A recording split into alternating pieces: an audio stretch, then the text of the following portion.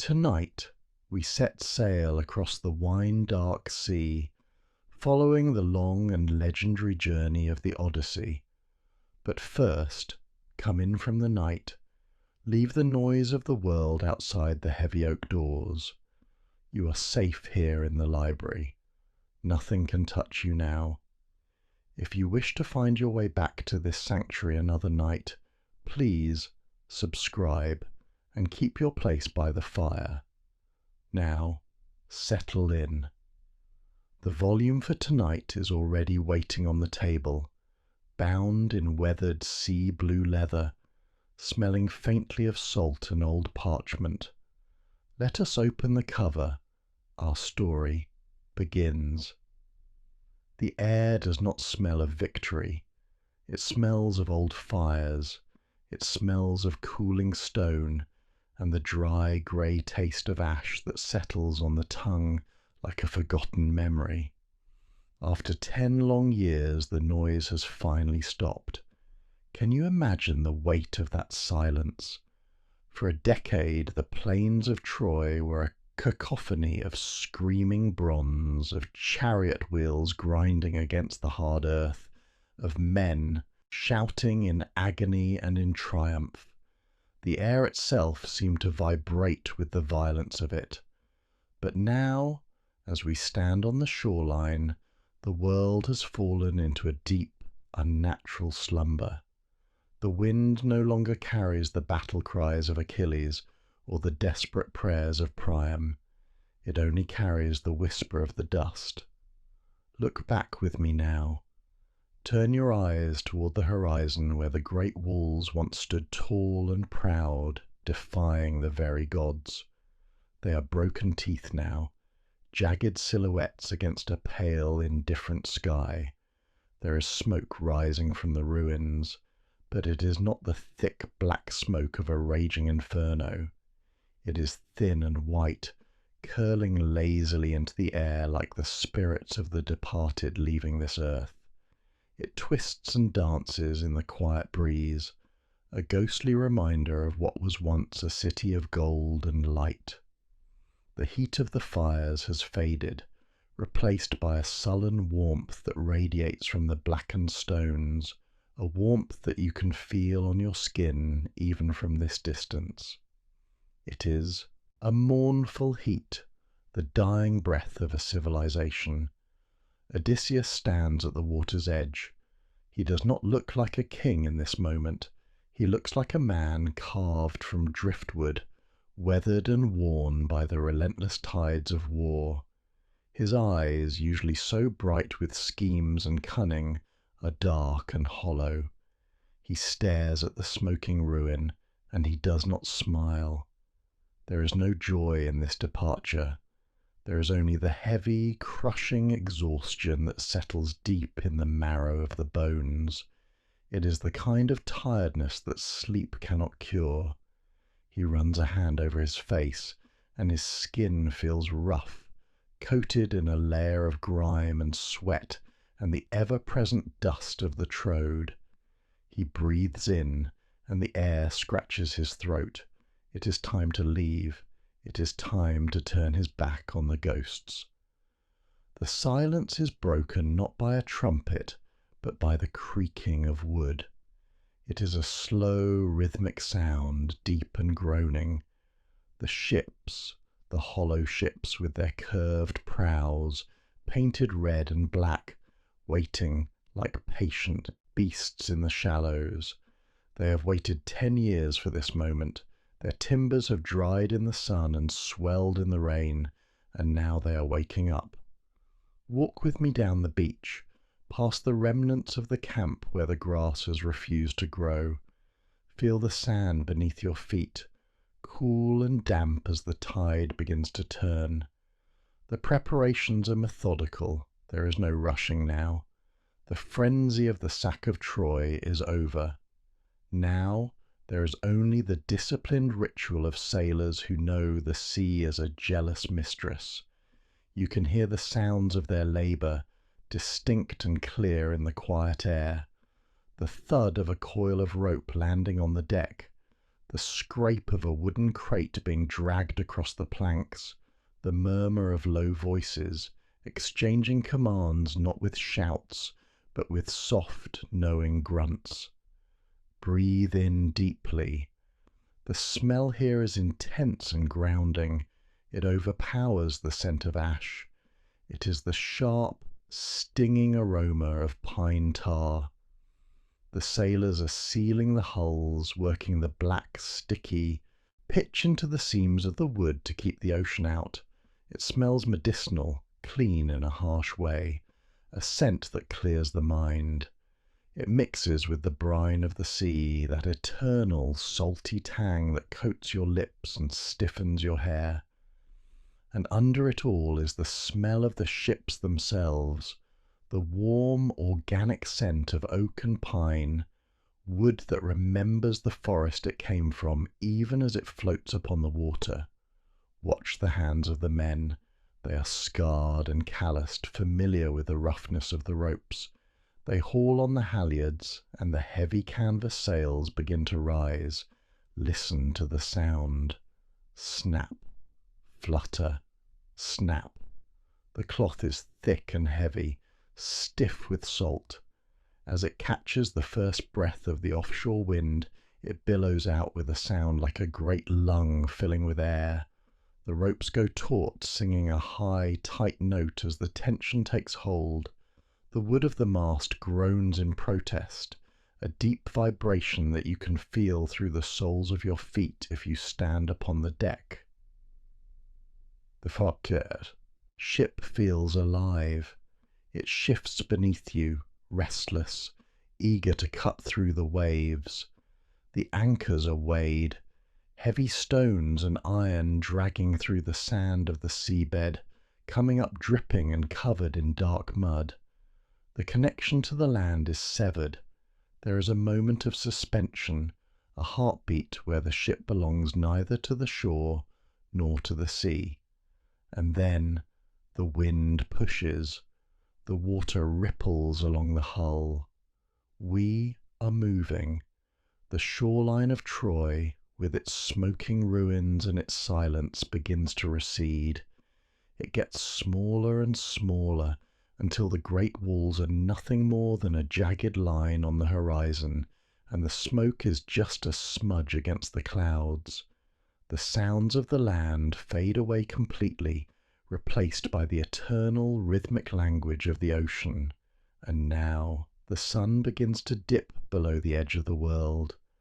The sky turns a bruised purple, then a deep indigo, and finally the velvet black of night. We are alone on the wine-dark sea. There is no land in sight, no fires burning on the hills, only the endless rolling expanse of the water. The sensation of the open sea is a lullaby. The ship rises and falls, a gentle rocking motion that mimics the breathing of a sleeping giant. It is hypnotic. It seeps into your muscles and tells them to let go. The tension of 10 years of vigilance begins to unravel. The men, hardened warriors who have slept with their swords in their hands for a decade, collapse onto the decks. They wrap themselves in rough wool cloaks, finding soft spots between the benches and the coils of rope. Within moments their breathing deepens, joining the rhythm of the waves. It is dark, but not pitch black. The stars hang low and bright, a tapestry of diamonds scattered across the obsidian dome of the sky. They reflect on the surface of the water, so that the ship seems to be sailing through the heavens themselves. The only sound is the water rushing past the hull, a ceaseless, sibilant whisper. Hush, hush, hush. It sounds like a promise. It sounds like peace. Odysseus sits at the stern, his hand on the tiller. He is the only one awake. The moonlight catches the curve of his shoulder and the white of his knuckles.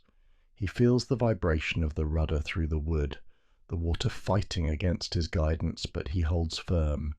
He looks up at the constellations, reading the map written in the stars. The Great Bear, the Hunter, the Pleiades. They are old friends, guiding him home. There is a feeling of immense, overwhelming freedom out here in the void. The walls of Troy were a cage, but the horizon is infinite. The air is cool and moist, cleansing the lungs of the dust of battle. It feels like the end of the story. The war is won. The treasure is stowed. The heroes are returning. The rhythm of the waves whispers that the hard part is over, that the rest is simply a matter of time and tide.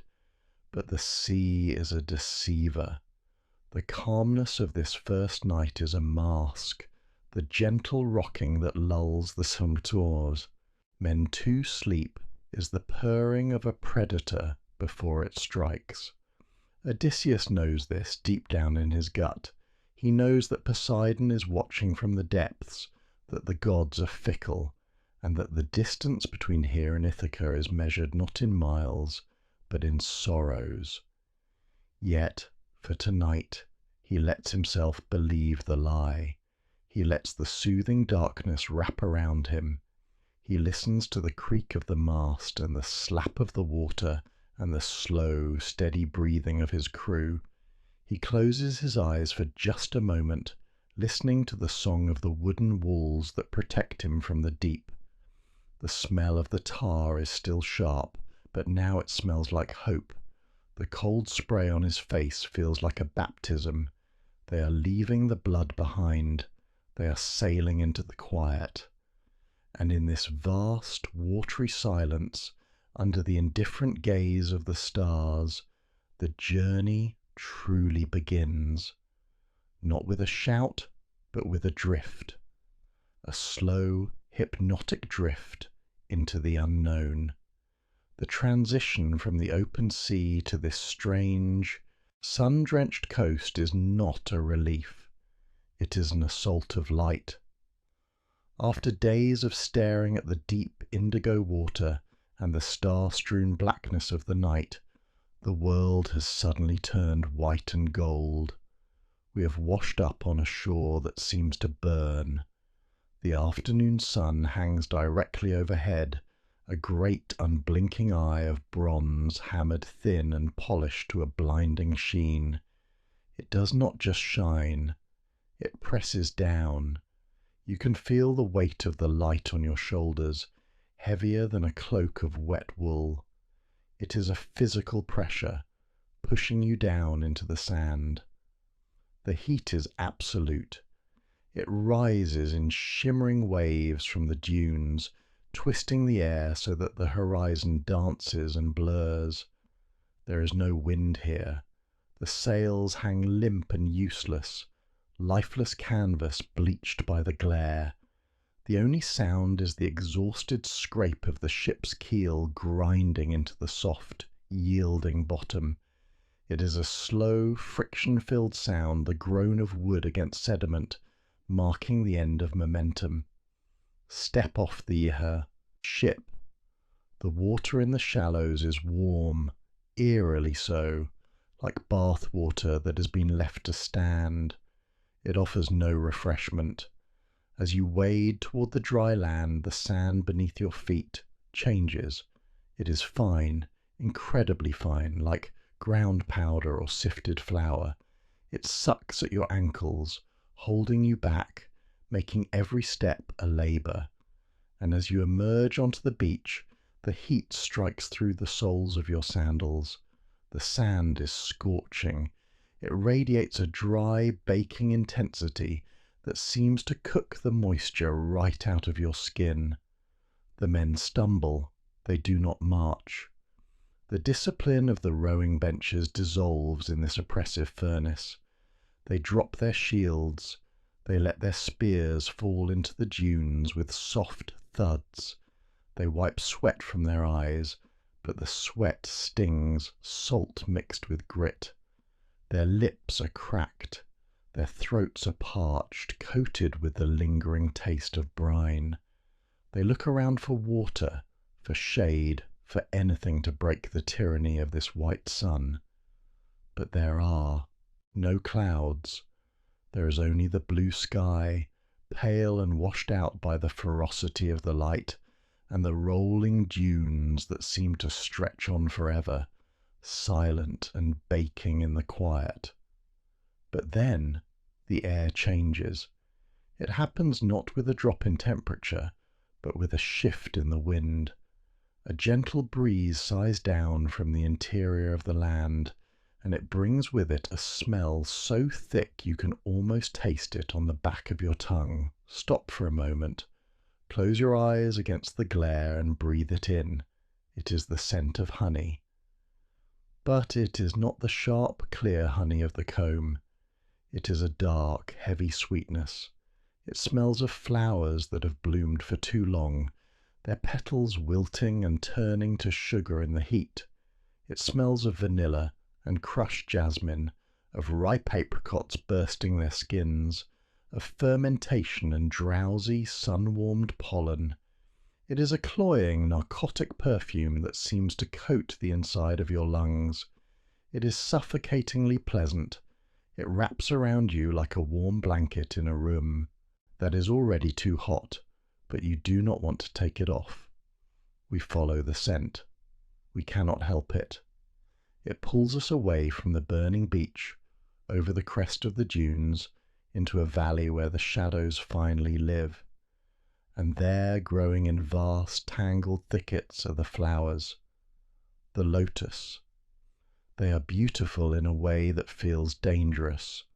Great, broad leaves, green and glossy, offer a shade that looks cool and inviting, and beneath them hang the blossoms and the fruit. They are colours that seem too vivid for the waking world, deep purples that verge on black, oranges that glow like dying embers. The air here is still, trapped by the vegetation, and it hums with the sound of bees, fat, golden bees moving slowly, drunk on the nectar, bumping lazily against the stems. The local inhabitants emerge from the shade. They are not warriors. They carry no spears. They do not look at us with suspicion or fear. Their eyes are wide and dark, filled with a terrible, vacant peace. They move with a fluid, languid slowness, as if they are under water. They offer the fruit with open hands. They do not speak. They simply smile, a soft, dreamy smile that suggests they know a secret we have all forgotten. Take the fruit. Feel its weight in your hand. It is soft, velvety to the touch, warm from the sun. The skin breaks easily under your thumb, leaking a sticky amber juice that runs over your knuckles. Bring it to your lips. The taste is an explosion of sweetness. It drowns out the salt. It drowns out the thirst. It is soft and yielding, dissolving in your mouth without the need to chew. And as you swallow, a sensation of warmth spreads through your chest. It is not the burning heat of the sun. It is a golden, liquid heaviness. It flows into your stomach, then out to your limbs, down to your fingertips and your toes. Your eyelids begin to droop. It is not just sleepiness. It is a profound structural relaxation. The tension that has held your body together for 10 years of war simply evaporates. The muscles in your neck loosen and your head lolls forward. The grip of your hand on your sword hilt slackens, and the weapon slips from your fingers to lie forgotten in the grass. Why were you holding it? It seems heavy, useless. Sit down. The earth is soft here. The moss is cool. Lean back against the trunk of a tree. The bark is smooth. The buzzing of the bees sounds like a choir now, a single, sustained note that vibrates in your skull. It masks the sound of the sea. The sea is far away. The sea is loud and angry and cold. Here it is warm. Here it is quiet, and this is where the true danger lies. It is not in the poison of the plant, but in the poison of the peace. Time begins to stretch. A minute becomes an hour becomes a day. You look at the sky through the canopy of leaves, and you cannot tell if the sun is rising or setting. It does not matter. The urgency that has driven your life, the need to survive, the need to kill, the need to return, begins to bleed away. Think of home. Think of Ithaca. It feels distant, not just in miles, but in reality. The image of the rocky cliffs and the olive groves is fading, like a watercolour painting left out in the rain. The edges blur, the colours run. You try to conjure the face of your wife, Penelope. You know you love her. You know you miss her. But the sharp ache of that longing is gone. It has been replaced by a dull, comfortable numbness. Her face is a grey smudge in your mind. Why leave this place to go back to a ghost? Why go back to the struggle, to the politics of the court, to the aging father and the growing son, to the demands of kingship? Here, there are no kings, there are no demands. There is only the taste of the honey and the heavy, sweet air. The concept of tomorrow ceases to exist. There is only the eternal, drowsy now. You watch your shipmates, men who were tigers on the battlefield, men who sacked a city, are now curled up like children in the ferns. They are eating the lotus, juice staining their beards, their eyes half closed, gazing at nothing. They are smiling. For the first time in a decade, they are not afraid. They are not angry. They are empty, and they are happy. But Odysseus does not eat. He stands in the centre of the clearing, and he is a jagged rock in a stream of honey. He fights the heaviness. He clamps his mouth shut against the seductive aroma. He sees the horror in this bliss. He sees that this is not rest. It is erasure. To stay here is to die without dying. To forget your home is to forget yourself. He moves to the nearest man. It is Eurylochus, perhaps, or young Elpenor. He grabs him by the shoulder.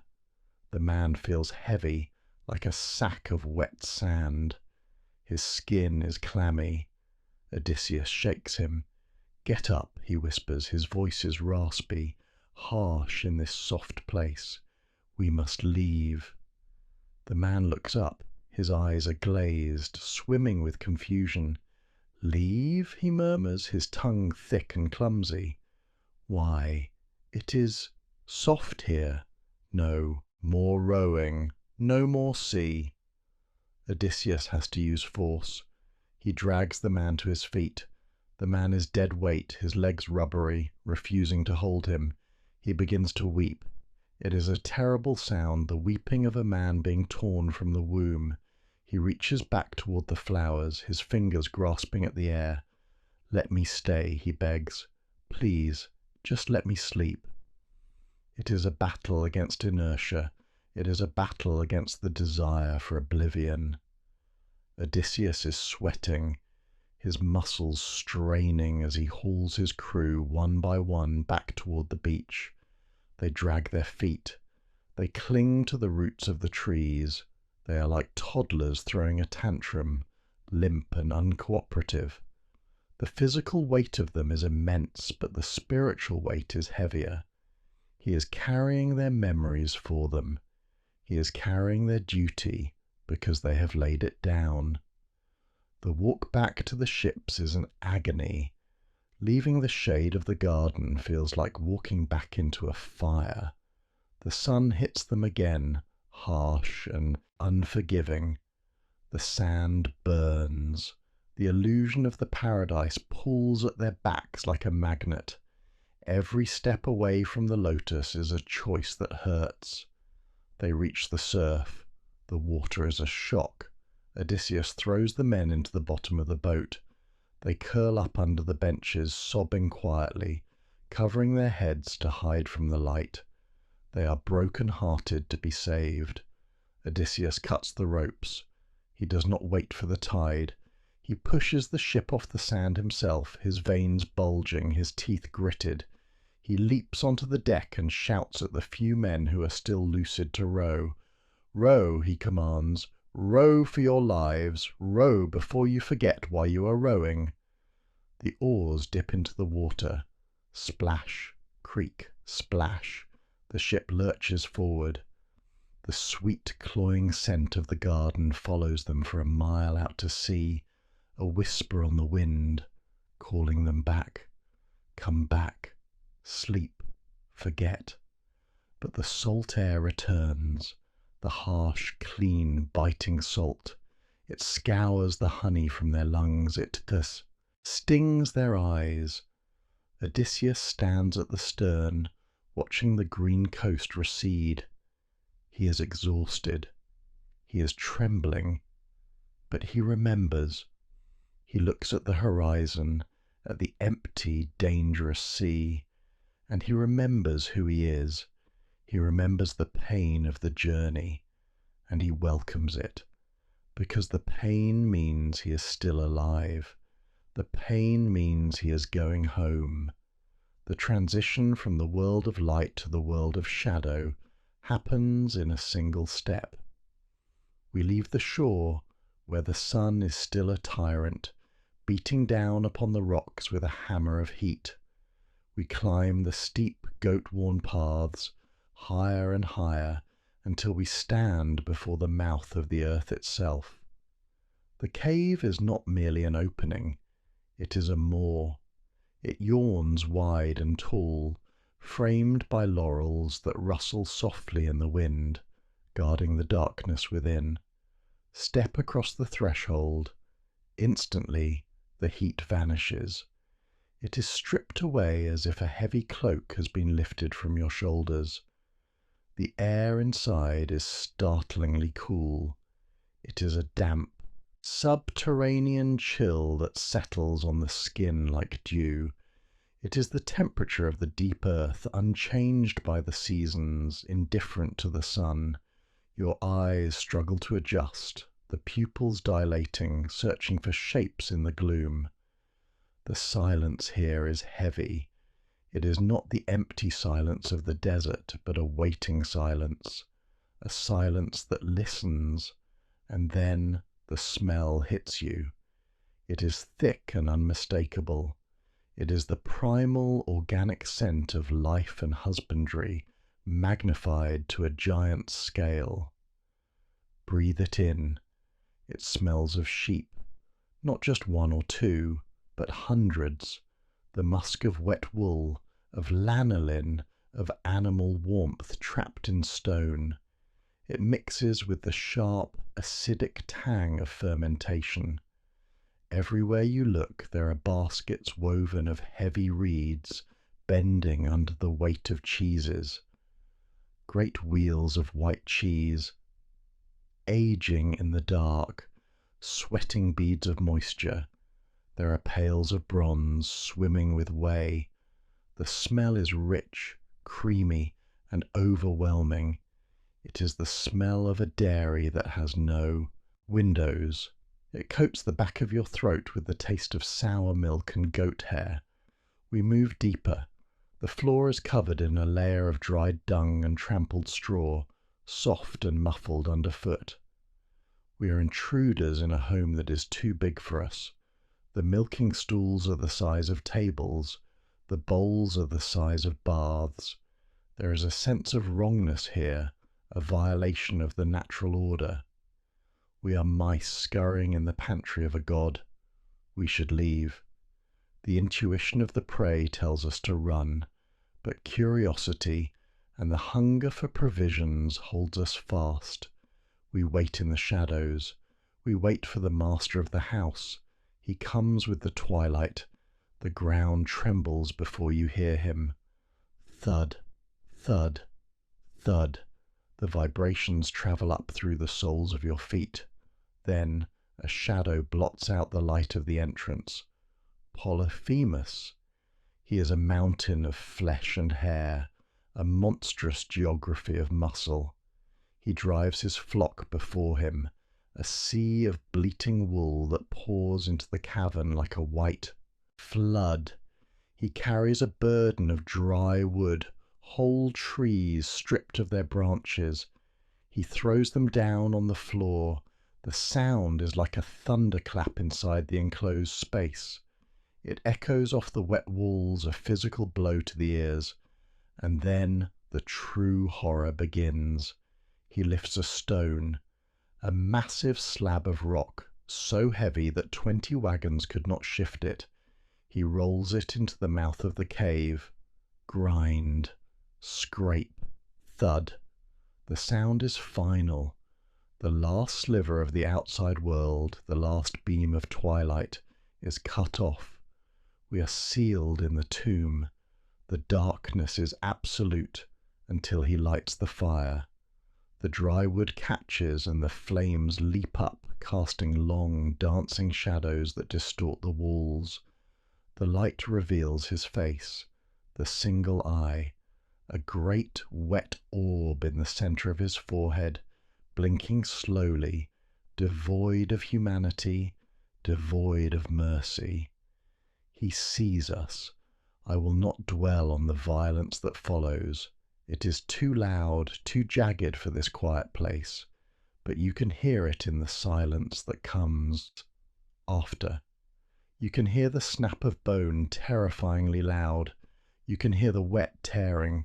You can feel the horror freezing the blood of the men who watch from the corners, huddled together like frightened children. The giant feeds. He washes it down with milk, gulping from a pail with sounds that echo like water rushing into a cavern. But Odysseus does not freeze. His mind is a wheel that never stops turning. He steps forward, he offers the wine. It is the black wine of Marron, sweet and unmixed, a liquor so potent it is meant to be diluted with 20 parts water. The giant drinks. He has never tasted such nectar. The sweetness masks the trap. He drinks bowl after bowl, the red liquid staining his lips, the firelight catching the dull glaze settling over his single eye. "What is your name?" the giant grumbles, his voice thick with sleep. "Nobody," Odysseus whispers. "My name is Nobody." The giant chuckles, a low rumble like distant thunder. "Then I will eat nobody last." And he falls, back.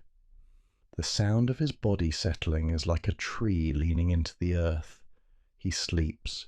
His breathing becomes a deep, rhythmic wind that fills the cave, in and out, in and out. Now.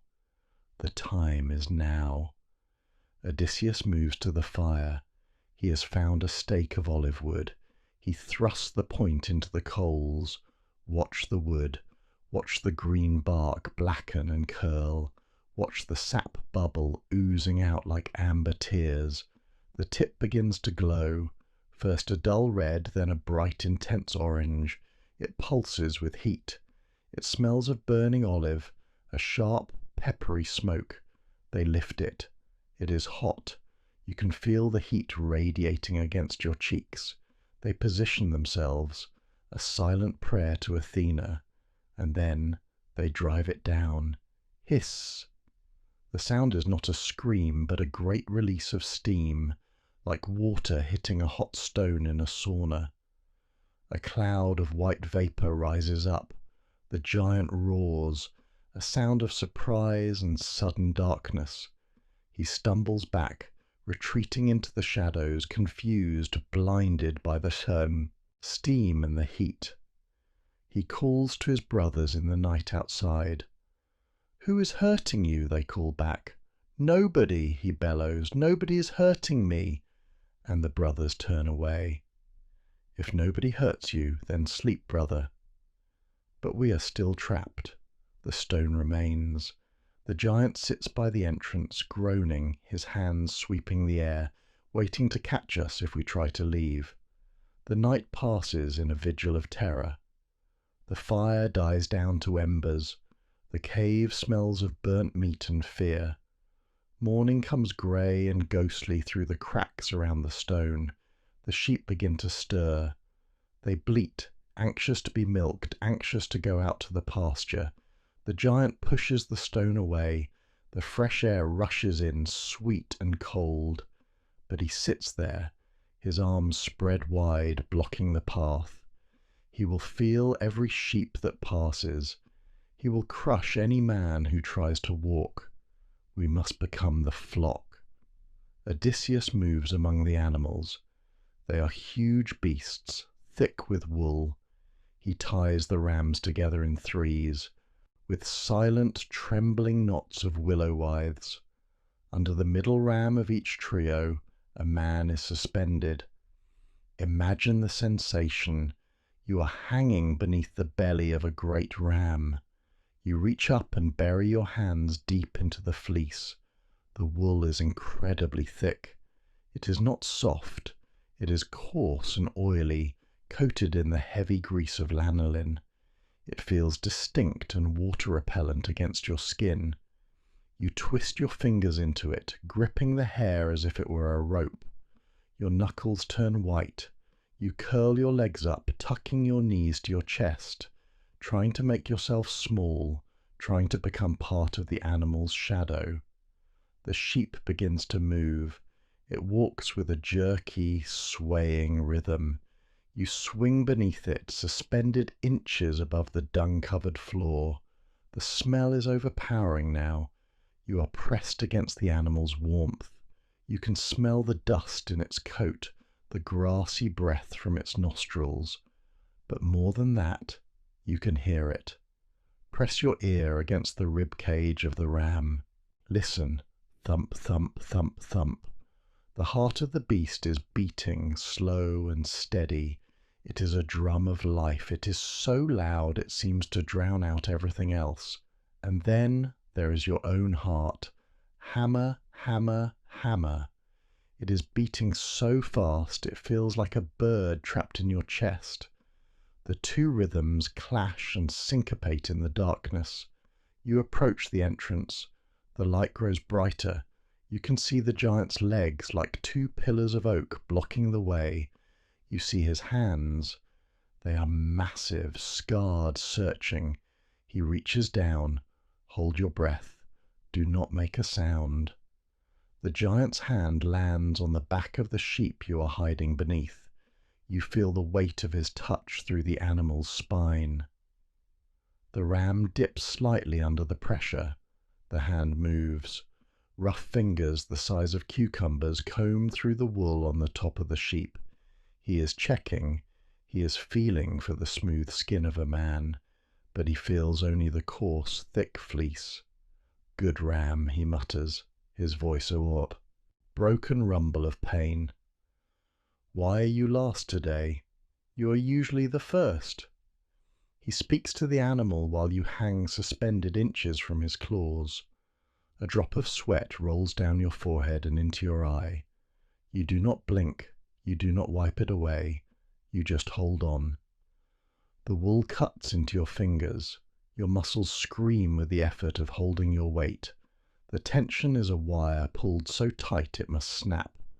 And then the hand lifts. The pressure releases.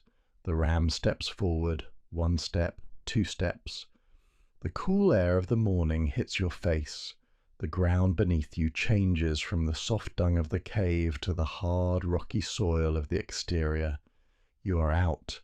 You wait until you are far down the path near the ships before you drop. You untangle your cramped fingers from the fleece. They are stiff, locked in the shape of the grip. You fall to the ground, legs shaking so hard you cannot stand. You look back at the dark mouth of the cave. The giant is still there, weeping in his blindness, guarding an empty prison. The air outside smells of salt and sage and freedom. It is the sweetest breath you have ever taken. But as the men scramble onto the ships, casting off the ropes in a frenzy of silent panic, Odysseus stands at the prow. The adrenaline is still coursing through him, a poison that demands release. He looks at the shrinking figure of the giant on the cliff. He cups his hands around his mouth. He draws in a breath to shout, to boast, to reveal his name, to invite the wrath of the sea god. But for now, there is only the sound of the oars splashing in the water, putting miles of blue sanctuary between the ship and the shadows of the cave. The sea does not end in a beach here. It ends against a wall of unbroken metal. We have sailed to the edge of the possible, to the floating island of Aeolia. Raise your eyes and look at the barrier that encircles this place. It is not made of stone, porous and crumbling. It is a sheer, vertical cliff of solid bronze. It rises from the churning white foam of the surf, smooth and impregnable, catching the light of the sun and throwing it back with a blinding coppery glare. It looks seamless, as if the entire island was cast in a single mould by a smith of the gods. There are no handholds. There is no moss. There is only the burnished metallic heat of the wall. Listen to the sound of this place. The air around the island is alive. It is a constant rushing roar, a symphony of invisible currents. This is the house of the winds. They circle the bronze walls like guard dogs, howling and whistling, seeking a way in, or perhaps seeking a way out. But inside the ring of bronze, the air is unnaturally still. It is a vacuum of calm in the center of a hurricane. The contrast creates a strange pressure in the ears, a feeling of being underwater. When we are welcomed into the palace of Aeolus, the king of the winds, the sensation of unreality deepens. The floors are polished stone that reflects the torches, like a mirror. The air smells of roasted meats and sweet wine, a perpetual feast that has lasted for years. Aeolus sits upon his throne, surrounded by his sons and daughters, a man who does not age, a man who holds the reins of the storms in his open palms. He listens to Odysseus's tale. He nods. He is generous. He decides to give the wanderer a gift. Come closer. Look at what he places in Odysseus's hands. It is a bag. But it is not a sack of burlap or woven wool. It is made from the hide of a 9-year-old ox, cured and tanned until it shines like dark, polished wood. Touch it. It is cold. It feels dense and thick, with a texture that is both waxy and stiff. It does not fold easily. It resists the touch, and as you hold it, you realize that it is not empty. There is something moving inside. Press your ear against the cold leather. You can hear it, a low, vibrating hum, a chaotic rustling, like 1,000 dry leaves skittering across a stone floor, or perhaps like the buzzing of 1,000,000 trapped hornets. It is the sound of power contained. Aeolus has skinned the storm. He has captured the blustering north wind, the rainy south wind, and the squalling east wind. He has wrestled the gales that tear down forests and whip the sea into mountains, and he has stuffed them into this oxhide sack. The bag trembles in your arms. It jerks and twitches, pulsing with a chaotic rhythm. It feels heavy, not with the weight of lead, but with the weight of pressure. It wants to expand. It wants to burst. It is a bomb made of breath. Look at the neck of the bag. It is tied shut, not with a rope, but with a cord of bright silver. The wire is cold and hard, twisted into a knot so complex, so tight, that no wind could ever slip through its loops. It is a knot of silence, a knot of safety. Only the gentle west wind, Zephyrus, has been left free outside the bag. He is a soft breath, a whisper that fills the sails with a steady, gentle push, guiding the ships toward the east, toward home. We sail for 9 days. 9 days of perfect, dreamlike progress. The sea is flat, a sheet of blue glass. The west wind sings in the rigging, a constant, soothing lullaby. There is no rowing. There is no struggle. There is only the smooth, gliding motion of the hull cutting through the water. Odysseus does not sleep. He stands at the helm, the sheet of the mainsail wrapped around his wrist, his eyes fixed on the horizon. He does not trust the helm to anyone else. He guards the silver knot. He guards the bag that thumps softly against the deck planks. His eyes are red-rimmed, burning with salt and exhaustion. His skin is drawn tight over his cheekbones. He is a statue of vigilance, sustained only by the desperate hope of the return. And then, on the 10th day, it appears. First, it is just a shadow on the water. Then, a dark line. And finally, the familiar jagged silhouette of Ithaca. The tears well up in Odysseus's eyes, hot and stinging. He can see the cliffs where he used to climb as a boy. He can see the forests where he hunted boar. And as the ship draws closer, gliding silently on the breath of the west wind, he can see the details that break his heart. He sees the smoke rising from the chimneys of his own palace. He sees the shepherds driving their flocks along the ridges. He can almost smell the wood smoke. He can almost hear the bleating of the goats. He is close enough to swim. He is close enough to shout. He is home. The 10 years of war, the years of wandering, the blood and the sorrow, it is all over. The relief is a physical blow. It hits him harder than any spear. His knees buckle. The adrenaline that has kept him awake for 9 days and 9 nights suddenly evaporates, leaving behind a crushing, irresistible tide of sleep. He cannot fight it. He collapses on the deck, his hand falling away from the tiller. He curls up beside the leather bag, his head resting near the silver knot. He sleeps the deep, heavy sleep of the dead. But the crew is awake. They gather in the waist of the ship, casting long shadows in the morning light. They look at the sleeping king. They look at the bag. They whisper. Their voices are low, laced with the poison of envy. He sleeps, one mutters, his eyes on the oxide. He sleeps while we work.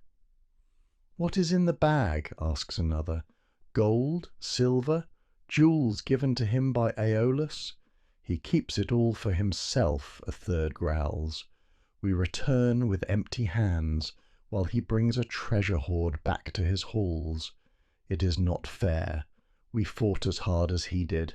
We bled as much as he did. Greed is a sickness. It distorts the vision. They do not see a bag of winds. They see a bag of fortune. They creep closer. The sound of their bare feet on the wood is masked by the gentle lap of the water. They circle the bag like wolves circling a fallen stag. They reach out. The silver wire feels cool under their rough fingers. The knot is intricate, but patience unpicks it.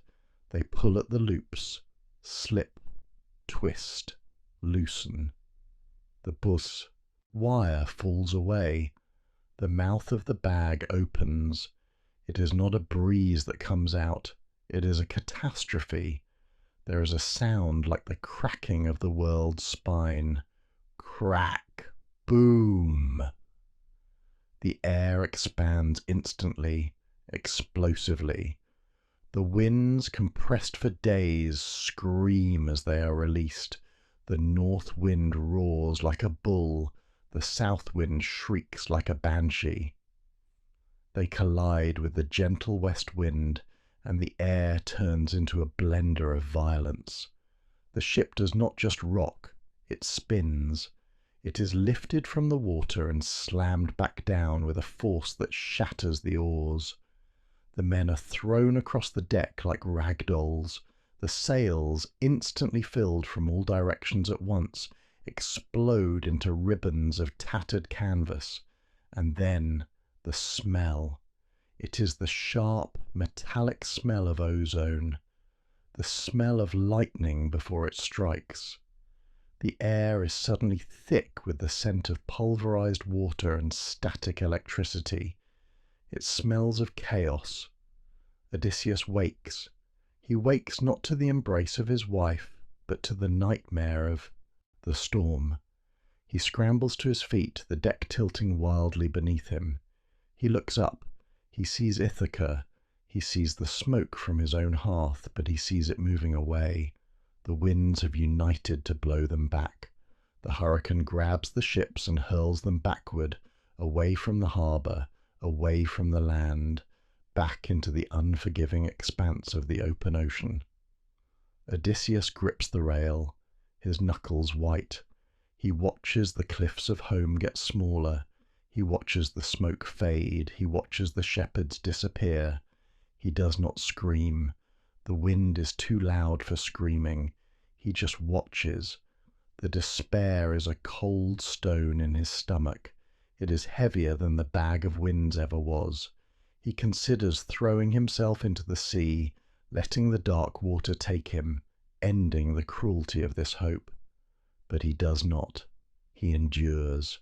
He wraps his cloak around his head to hide the sight of his vanishing home. He lies down on the deck amidst the howling gale and the weeping of his foolish crew. The smell of the storm fills his nose, the salt, the ozone, the wet wood, and the bitter, acrid taste of a destiny denied. We are being blown back, back to the beginning, back to the bronze walls, back to the endless, wandering blue. The island of air rises from the sea not like a fortress, but like a crown of leaves. We approach it cautiously. The disaster of the winds and the horror of the cannibals are fresh scars on our minds, throbbing with every beat of the heart. We pull the remaining ship onto a sheltered cove where the water is clear and turquoise, lapping gently against white pebbles. But as we step into the tree line, the world changes. We enter the woods. These are not the scrubby, sun-baked pines of the Mediterranean coast. These are ancient oaks and tall poplars, trees with black bark and deep, twisting roots that grip the earth like gnarled fingers. The canopy above is thick, weaving a ceiling of green that filters the sunlight into a dim, watery gloom. It is cool here. The air is heavy, with moisture and the smell of humus, the scent of decaying leaves turning into rich black earth. It smells of mushrooms and damp fern, a deep earthen perfume that fills the nose. But listen, do you hear it? Or rather, do you hear what is missing? There is no birdsong, there is no chattering of squirrels, there is no rustle of lizards in the dry undergrowth. The forest is wrapped in a thick, unnatural silence. It is a silence that feels manufactured, a blanket thrown over the world to muffle the truth. Our footsteps on the moss sound impossibly loud. Crunch, squelch, step. Every breath seems to echo. And then, through the grey trunks of the trees, we see the movement. Shadows detaching themselves from the gloom. Wolves. Great, timber-grey wolves with shoulders as high as a man's waist, and behind them the tawny, liquid shape of lions. The men freeze. Hands go to sword hilts. The sweat of terror breaks out instantly on their backs. We prepare to die. We prepare for the snarl, the roar, the tearing of teeth. But there is no sound. The beasts approach. They do not crouch. They do not bare their fangs. They trot forward with a strange, high-stepping gait. Look into their eyes. They are not the yellow, predatory eyes of wild animals. They are human eyes trapped in animal skulls. They are sad. They are pleading. A lion, massive and rippling with muscle, walks up to Eurylochus. It does not bite. It rubs its head against his thigh, leaning its heavy weight against him like a lonely house cat seeking affection. You can feel the coarseness of its mane, the dry, rough texture of the hair against your skin. It purrs. The sound is deep, a rumble that vibrates through your own bones. It stands on its hind legs and places its heavy paws on a man's shoulders, licking his face with a tongue like sandpaper. It is horrifying. It is wrong. It is a violation of nature that chills the blood more than any attack could. These creatures are fawning. They are begging. The smell of them is strong, the musk of the den, the scent of raw meat on their breath, but their behavior is broken. We push them away, repulsed by their gentleness, and we move on, deeper into the unnatural quiet, followed by the silent, padding parade of the bewitched. The trees thin out. In the centre of the island, in a wide clearing, stands a house of polished stone. It glows with a pale inner light, and from within a new sound drifts out to meet us. It is the sound of a loom. Click, clack, thump. It is a rhythmic, hypnotic percussion. The sound of the shuttle flying back and forth, the sound of the beater pressing the weft into place. It is the heartbeat of the house, and over this mechanical rhythm there is a voice. It is singing. The voice is not high and piercing like a bird, nor low and rasping. It is clear, cool, and effortless. It sounds like water pouring over smooth stones. It sounds like the wind moving through silver chimes. The melody is complex, twisting and turning, back on itself, weaving a spell in the air just as the loom weaves the thread. It pulls you in. It bypasses the mind and speaks directly to the blood. It promises rest. It promises an end to the rowing. We step through the doors. The air inside is different. It is warm but not stuffy. It is thick with smoke.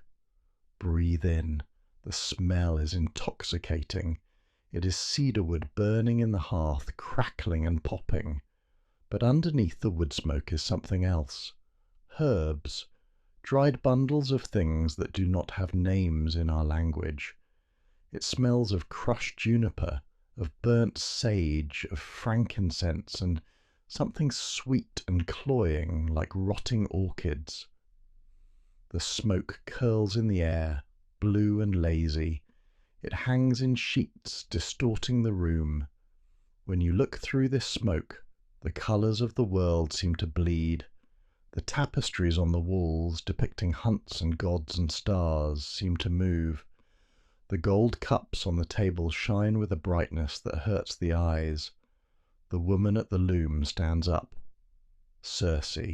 She is not terrible to look at. She is radiant. Her hair is braided with flowers that never wilt. Her dress is the colour of the sea during a storm, shifting from blue to grey to green as she moves. She smiles, and the smoke seems to embrace her.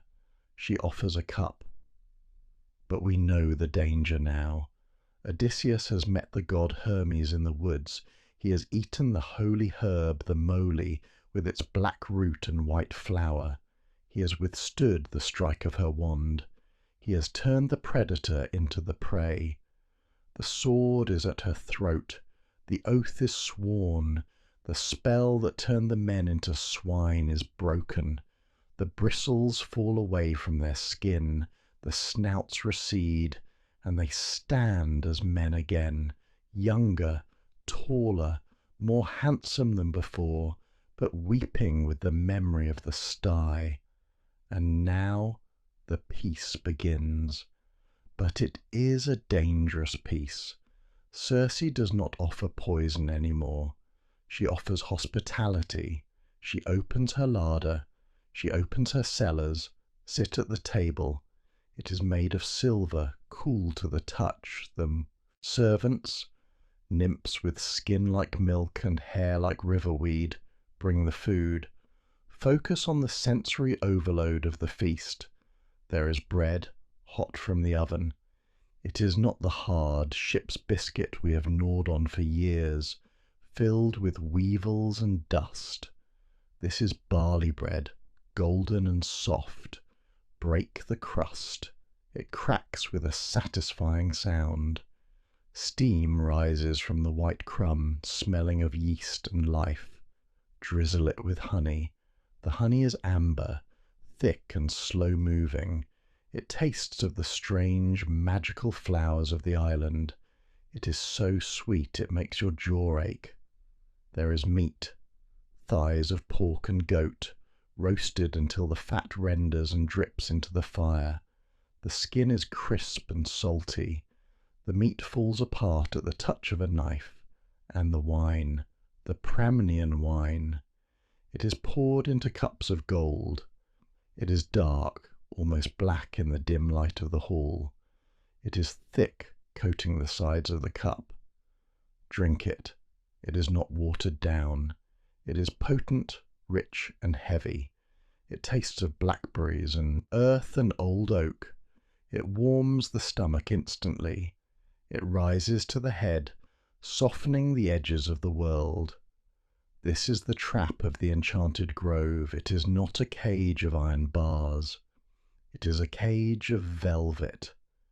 Days turn into nights. Nights turn into weeks. We sleep in beds piled high with fleeces dyed in Tyrian purple. The sheets are linen, washed in lavender, cool and smooth against scars that have finally begun to fade. The baths are filled with warm water and scented oils, rose and myrrh.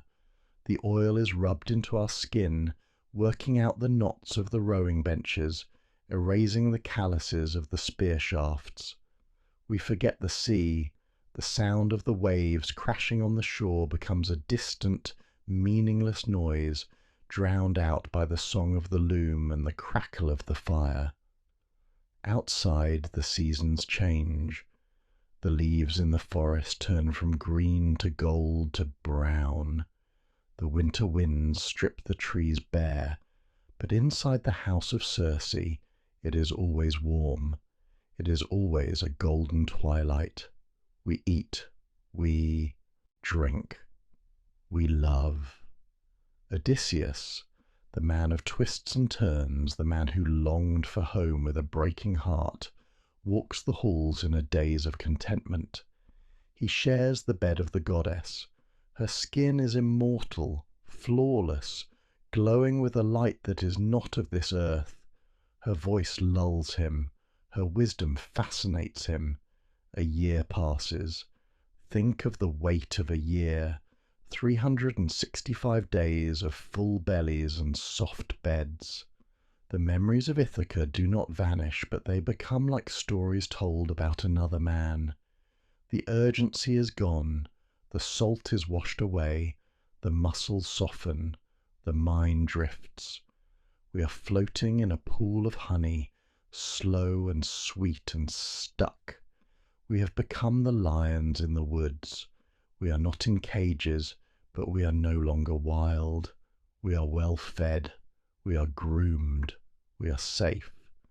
And that safety is a terrible thing for a hero. It eats the soul more surely than any monster. It takes the change of the season, the return of the spring, to break the spell. The men gather by the shore, looking at the ship. The wood is dry. The paint is peeling. The rigging is slack. They look at each other, and they see the softness in their own faces. They remember that they are warriors. They go to Odysseus.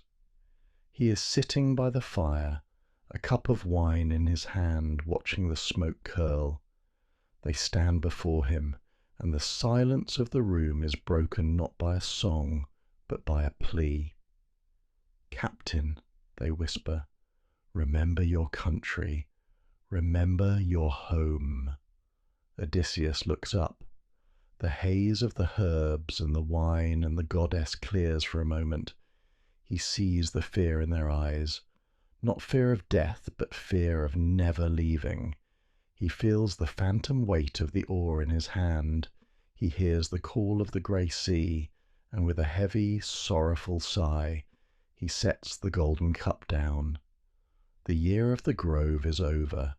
The descent into the dark must begin. We leave the golden light of Circe's isle behind. We leave the known world. The north wind, sent by the goddess, fills the sail with a breath that feels unnaturally cold. It pushes us across the open sea for a full day until the sun begins to dip.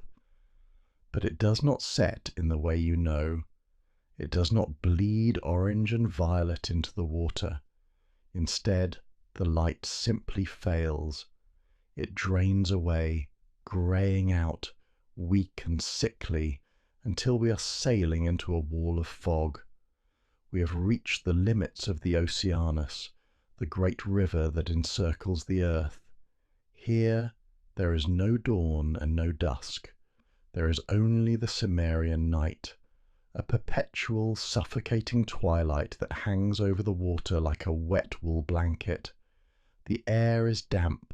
It clings to your skin, clammy and chill, soaking into your clothes until you feel the cold in your marrow. The sea here is not the blue of the Mediterranean. It is black. It is the colour of ink, the colour of obsidian, thick and viscous. It does not chop or spray. It heaves. It rolls in slow, silent undulations, oil-slick and heavy. There is no horizon. The grey mist merges with the black water, erasing the line between sea and sky. We are floating in a void. The men at the oars have stopped talking. They do not even whisper. The silence of this place is heavy. It presses against the eardrums.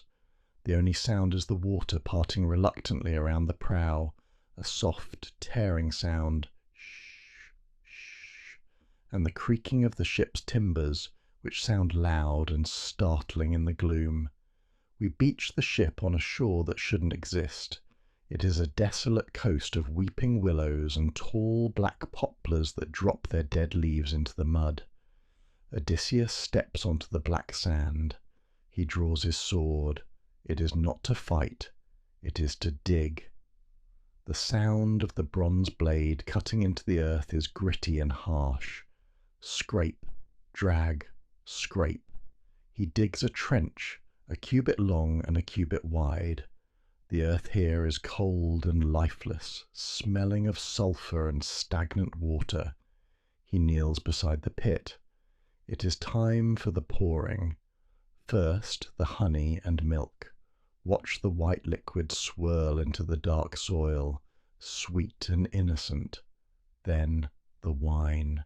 Sweet, mellow wine, the colour of deep bruises. Finally the water, clear and pure, sprinkled with white barley meal that looks like fallen snow in the darkness. These are the gifts of life. These are the things the dead can no longer touch. And then the sheep, 2 of them, a ram and a black ewe. They do not struggle. The apathy of this place has taken them too. Odysseus holds them over the pit. He does not look away. The bronze knife flashes once in the grey light. The blood comes hot and fast. It is the only thing in this world that has colour. It steams in the cold air, a dark crimson waterfall that splashes into the trench, mixing with the milk and the wine, turning the earth into a dark, muddy sludge. The smell is instantaneous. Copper, iron, salt. It is the sharp, primal scent of vitality, shocking in this dead air. And they come. They do not burst forth from the ground. They gather. Like mist condensing on a window, like shadows lengthening at sunset, the spirits of the dead drift up from the Erebos.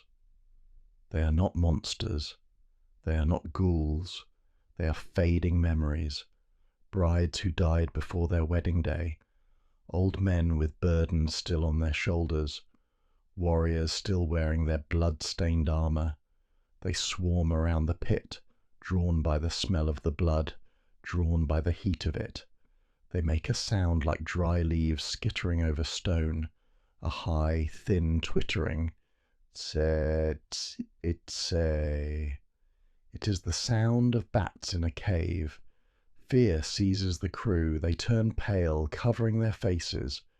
But Odysseus holds his ground. He sits by the pit, his sword drawn, guarding the blood.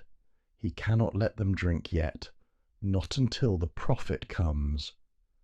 But first, a familiar face drifts from the gloom.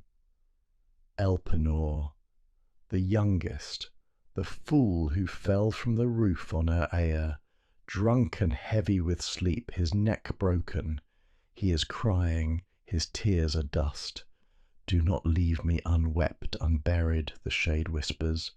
The voice is thin, reedy, barely audible over the beating of your own heart. Burn me with my armour. Heap a mound by the grey sea. Plant my oar on the tomb. It is not fear that Odysseus feels.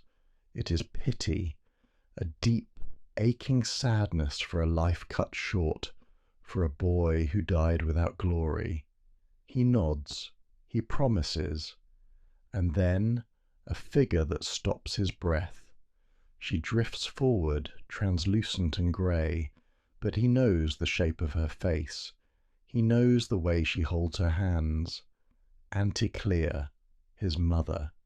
She was alive when he left for Troy. She sat by the hearth, spinning wool, waiting for his return. Now she is here, a shade among shades. Odysseus feels a sob build in his chest, a physical pain that rivals any wound. He wants to drop the sword.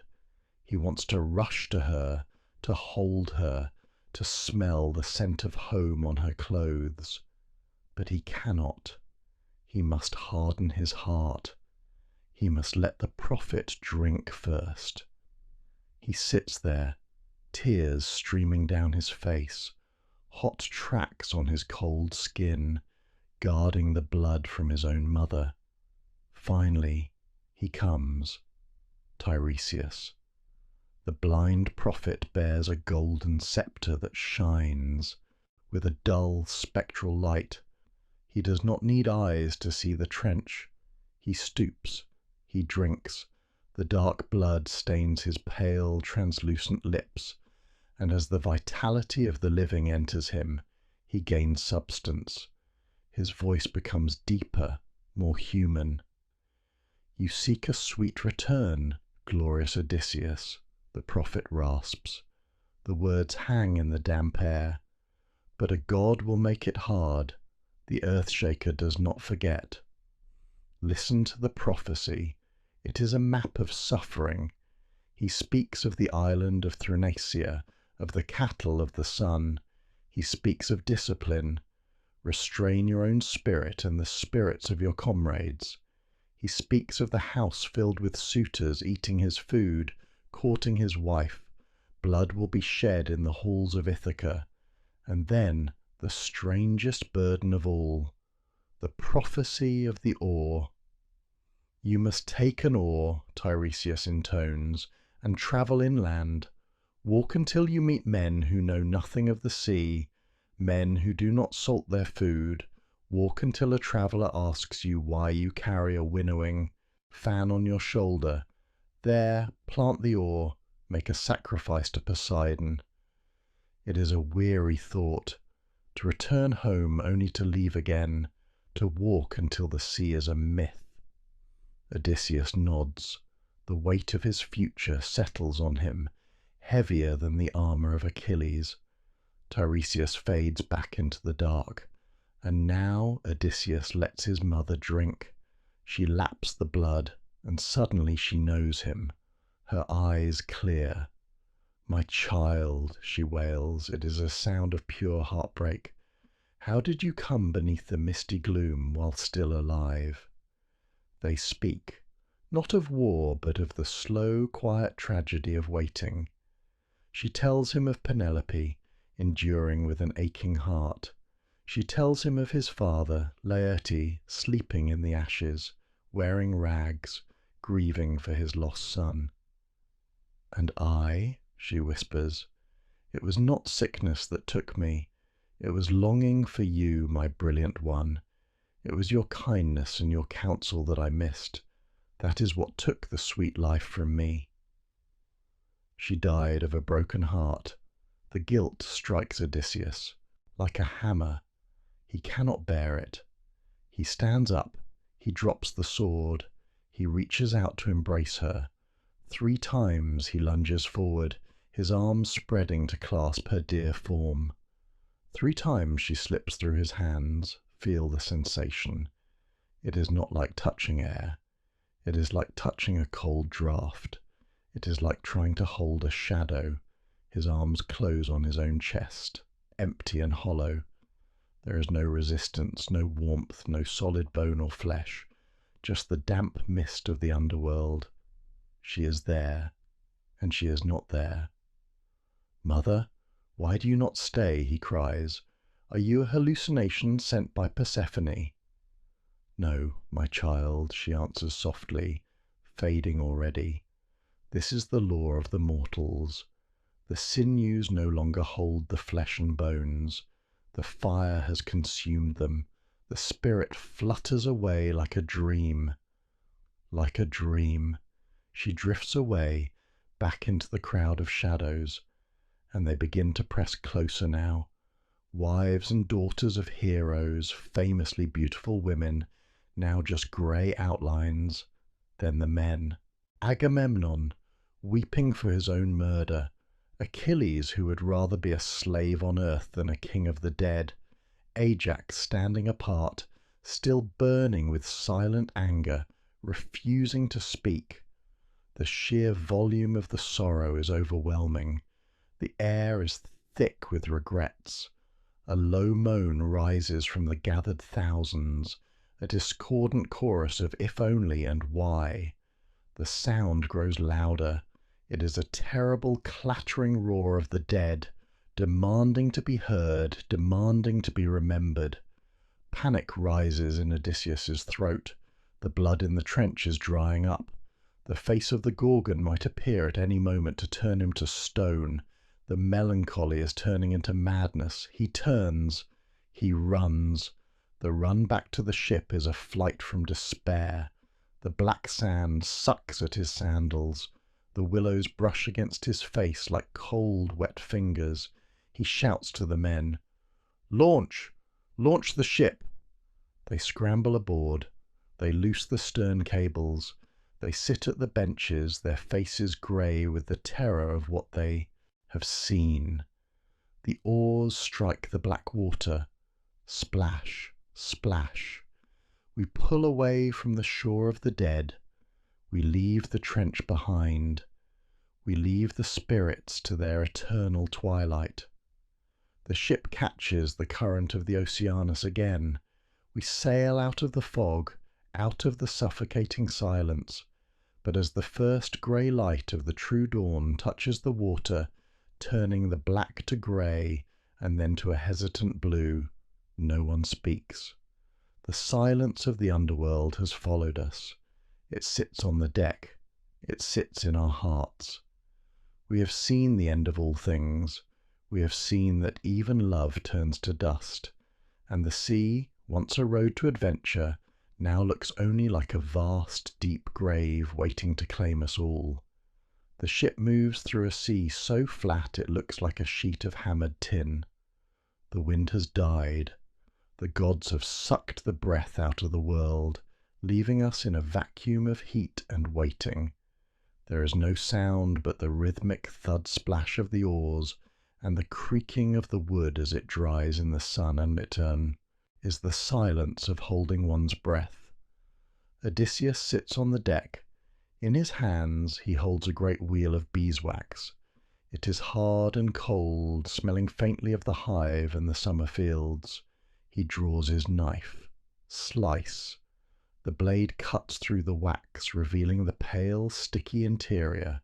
He cuts it into small, rough chunks. Watch his hands. The sun beats down on them, warming the wax. He begins to knead it. He rolls it between his palms, pressing it with his thumbs.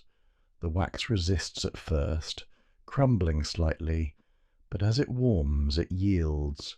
It becomes soft. It becomes malleable. It turns into a golden putty that coats his fingers in a thin, tacky film. He works it until it is as soft as flesh. He stands and goes to each man. The crewmen stop rowing. They look up at him with trust, but also with confusion. He does not speak. There is no need for words now. He takes a ball of the warm, soft wax and presses it into the ear of the first sailor. He moulds it into the canal, sealing the opening completely. He smooths it over the outer ear. Imagine the sensation. The world suddenly goes mute. The creak of the ship vanishes. The splash of the oars disappears. The wind is gone. All that remains is the dull, heavy thud of your own heart beating in your skull, and the rushing sound of your own blood, like a distant river. One by one, the men are plunged into this personal silence. They are isolated, locked inside their own heads, safe in a world without sound. Now they turn to Odysseus. They take the ropes, heavy braided hemp, rough and scratching. They bind him to the mast. They wrap the coils around his ankles, his waist, his chest. They pull the knots tight, biting into the skin. He is a prisoner on his own ship. He nods. He is ready. He is the only one who will hear. The island appears. It is not a jagged rock. It is a meadow, a lush green lawn that slopes gently down to the water, dotted with flowers. And sitting there are the creatures. They are not ugly. They are birds, with the faces of women, or perhaps women with the wings of birds. It is hard to tell from here, but it does not matter what they look like. It matters what they do. The sound begins as a hum, a vibration in the air that shivers across the water like a ripple. It enters Odysseus's ears, sweet and piercing. It is a high, clear note that seems to open up the sky. And then the words. They do not sing of love. They do not sing of lust. That would be too simple. They sing of knowledge. Come closer, famous Odysseus, great glory of the Achaeans.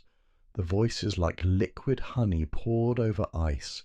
It is refreshing and burning all at once. It speaks directly to the centre of his mind. We know all the toils that the Greeks and Trojans suffered. We know all that happens on the nourishing earth.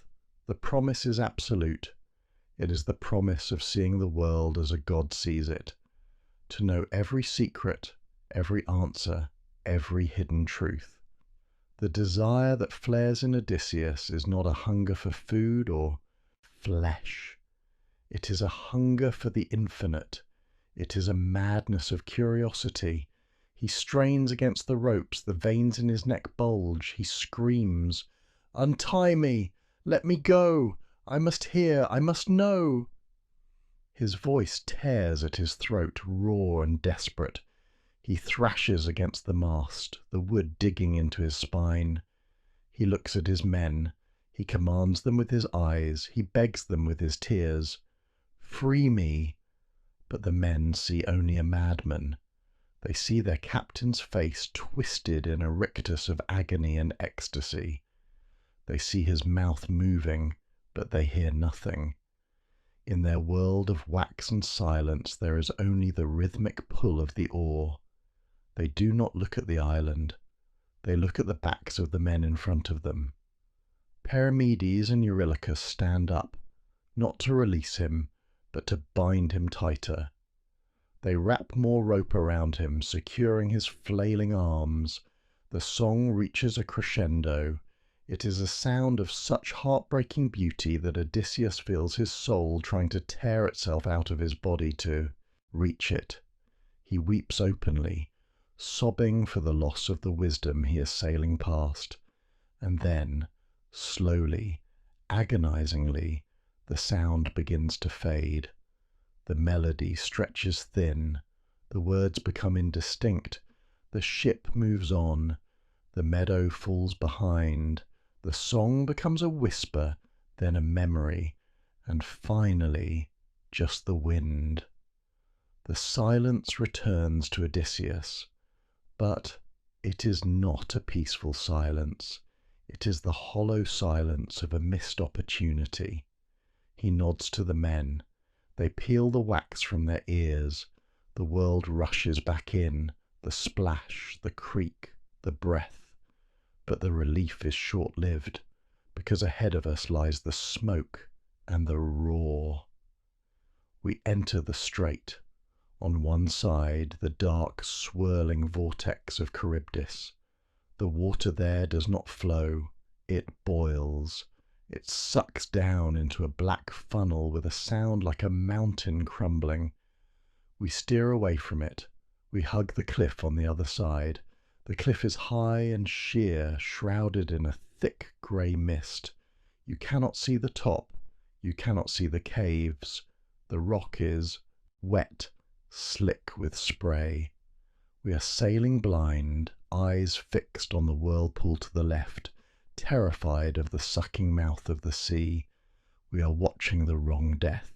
It happens without a sound at first, just a shadow falling from the fog, and then the snatch. It is lightning fast. 6 long, scaly necks shoot down from the mist like snakes striking a mouse. There is no time to draw a sword. There is no time to shout a warning. Snap! 6 of the strongest men, the ones standing ready at the prow, are lifted into the air. One moment they are there, bracing themselves against the roll of the ship. The next, they are dangling in the sky. And then comes the sound that will wake Odysseus in the middle of the night for the rest of his life. They scream, but they do not scream for the gods. They do not scream for their mothers. Odysseus! They call his name. It is a shriek of betrayal, a shriek of pure, bewildered terror. Odysseus! Help me! He looks up. He sees them. He sees their feet, kicking in the empty air. He sees their hands reaching down, grasping at nothing. He sees the flash of teeth, rows and rows of them, nightmare mouths dragging them into the gloom of the cave high above. He can do nothing. He stands on the deck, his sword useless in his hand. He is the king of tricks, the man of 1,000 plans. But here there is no plan. There is only the math of survival. 6 die, so the rest may live. The crunching begins. It echoes off the wet walls of the canyon. The screams are cut short, replaced by the wet, grinding sound of feeding. The ship sails on. The rowers pull with the frantic strength of panic, their eyes fixed on the deck, refusing to look up. They row through the blood that patters down like rain on the wooden planks. We pass the strait. We leave the mist behind. But the air still smells of the monster's den, a smell of fish and rot and death. And in the ears of every man, louder than the song of the sirens, echoes that final desperate cry, calling a name that could not save them. The island of Ogygia does not welcome us with noise. There is no clash of bronze here. There is no shout of merchants haggling in a harbour. There is only a soft, suffocating perfection. Come with me into the centre of the island. The air here is not like the salt-scrubbed air of the sea. It is heavy, it is thick. Close your eyes and breathe it in. It is a scent that wraps around you like a heavy velvet cloak.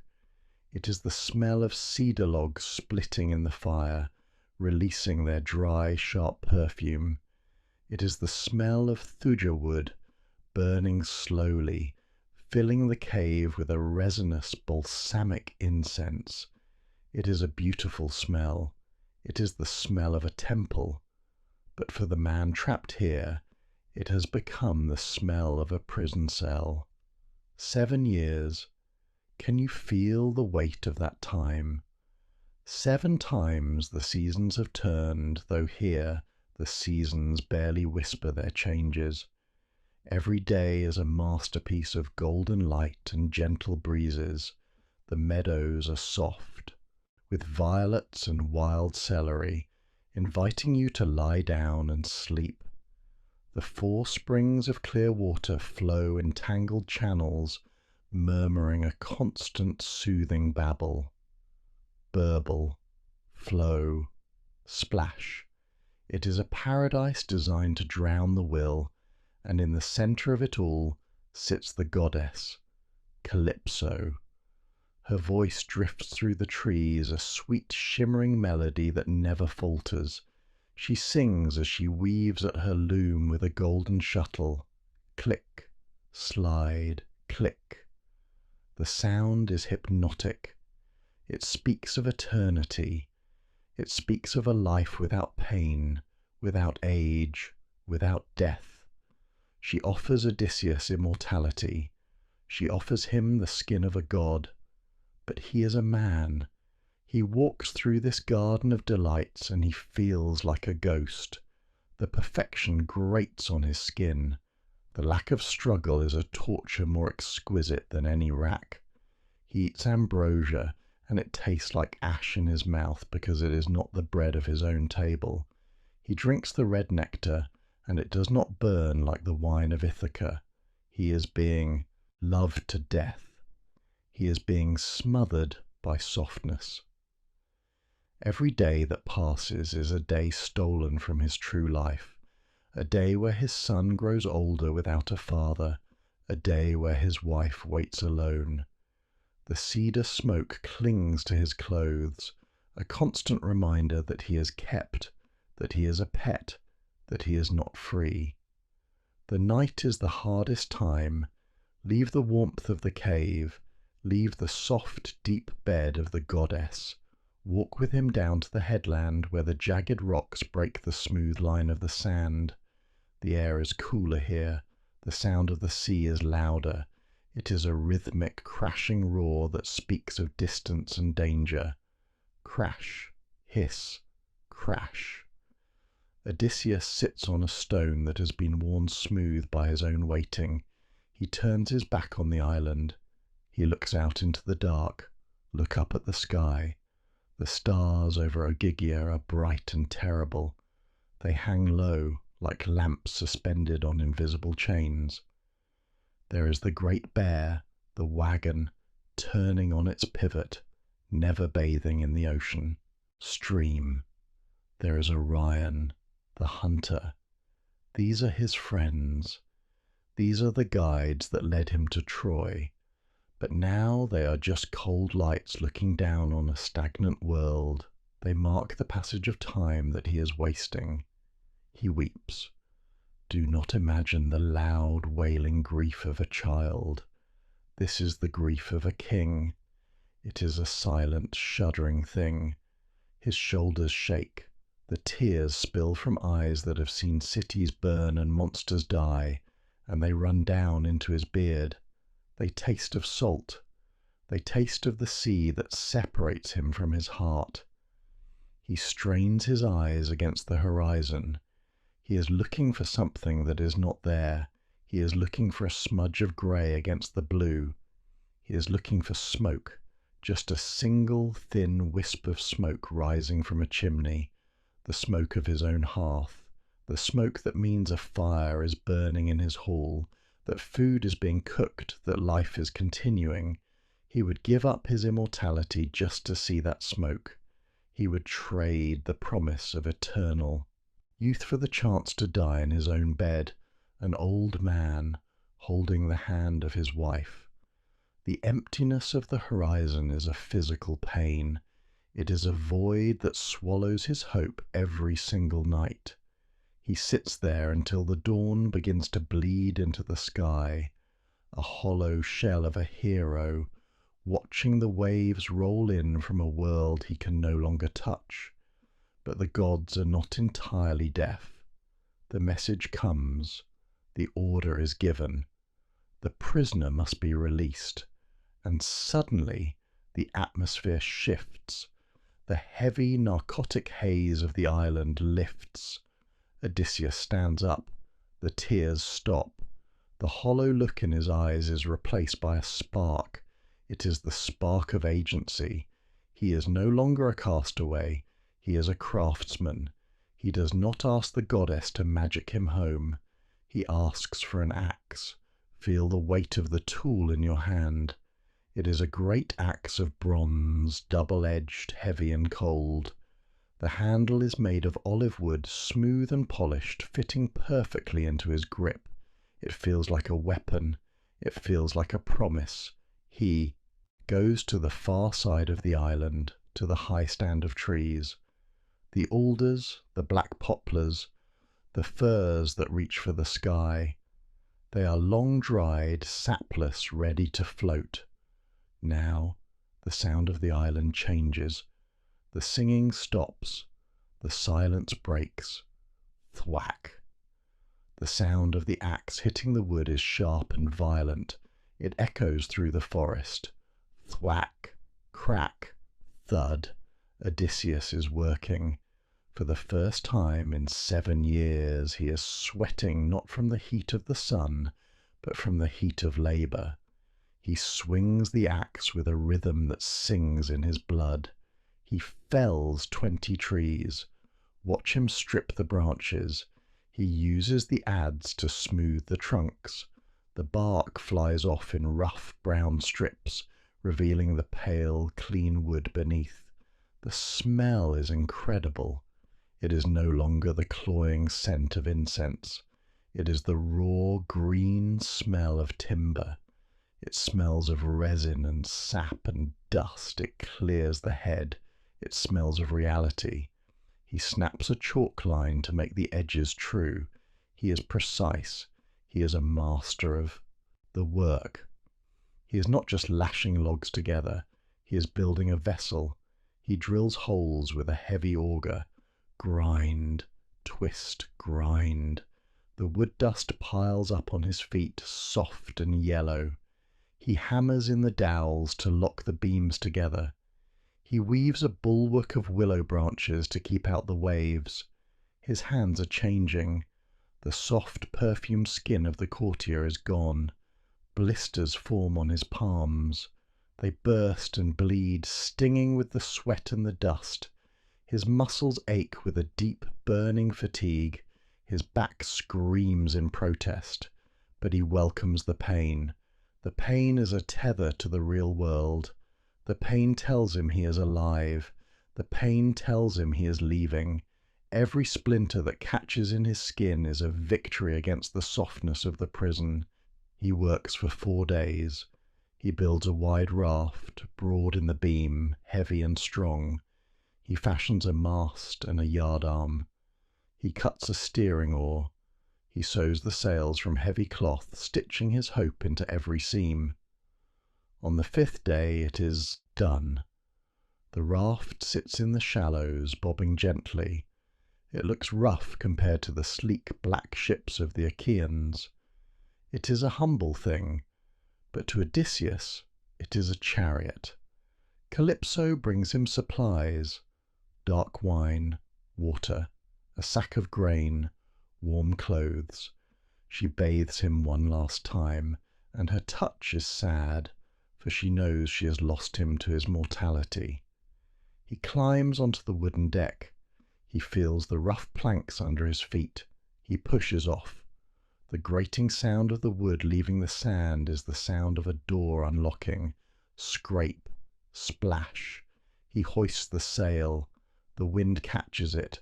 The raft lurches forward. He takes the steering oar in his blistered hands.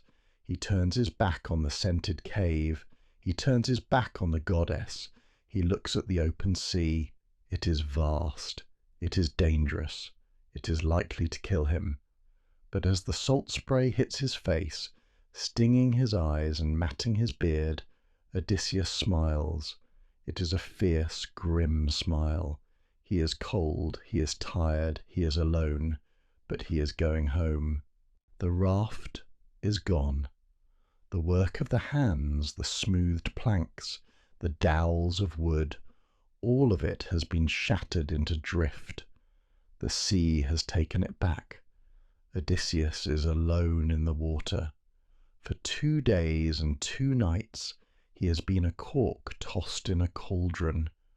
The waves are not waves any more. They are moving mountains of grey water that crash down with the weight of collapsing buildings. The salt has scoured his skin until it is raw. His throat is swollen, burned by the brine. He is swimming not with strength, but with the desperate, flailing instinct of a drowning animal. But look! Through the spray and the spume, a dark line rises. Land, the coast of Scheria.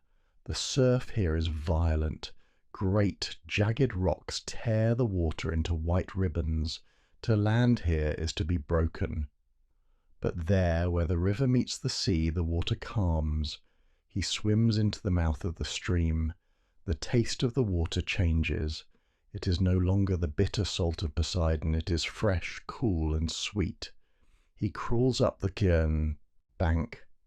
His knees sink into the mud. He kisses the earth. His body is a map of bruises, trembling with a cold that sits deep in the bones. He needs shelter. He cannot stay in the open wind. He crawls into a thicket near the river. It is a strange, tangled place where 2 olive trees grow from a single trunk, one wild, one cultivated. They are so thick, so interwoven, that neither the wet wind nor the piercing sun can penetrate their canopy. It is a cave made of leaves. And inside there is a bed waiting. A heap of fallen leaves lies there. Not just a handful, but enough to cover a man, enough to cover 2 or 3 men in the dead of winter. It is a deep, soft mound of gold and brown. Odysseus dives into it. He burrows like a badger. He heaps the dry leaves over his shivering body. Close your eyes and feel this sensation. The leaves are crisp and light, but packed together, they hold a heat that is ancient and comforting. The smell is profound. It is the smell of the forest floor. It smells of humus, of rich, damp earth, of dry vegetation returning to the soil.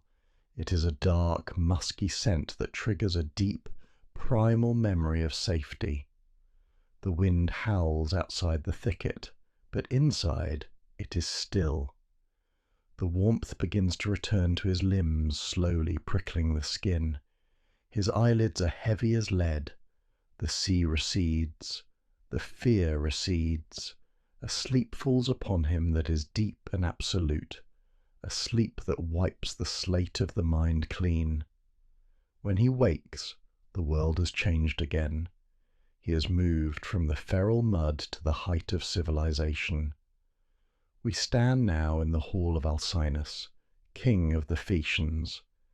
This is not a rough camp of war. This is a palace of dreams. The walls are plated with bronze that gleams in the light of the fire, topped with friezes of blue enamel. Golden statues of youths stand on pedestals, holding torches that cast a warm, flickering glow over the room. The air does not smell of salt or sheep. It smells of roasting meat, rich and savoury. It smells of expensive oil burning in the lamps. It smells of civilization. Odysseus sits on a chair studded with silver. He is bathed. He is anointed with oil that smells of flowers. He wears a cloak of purple wool, soft and heavy against his skin, a stark contrast to the rough rags of the sea. His belly is full. A golden cup of wine sits at his hand. But there is a shadow in the light. In the centre of the room sits the bard Demodocus. The muse has taken his sight but given him the gift of sweet song. He leans his back against a tall pillar. He holds a lyre with an ivory crossbar. Listen to the sound. Pluck, hum, pluck. The notes are clear and melancholic, drifting through the smoky air like silver birds. The bard begins to sing. He does not sing of the Phaeacians. He sings of Troy.